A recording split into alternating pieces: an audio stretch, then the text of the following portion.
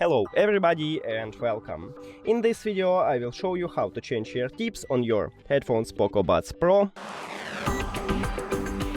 So let's get started with remove these headphones from the charging case. And now we should remove the old ear tips. Here we go, and the second one.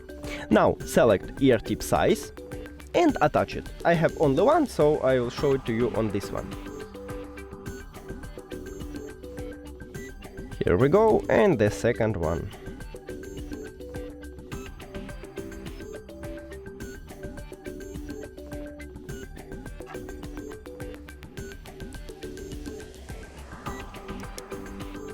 And that's it.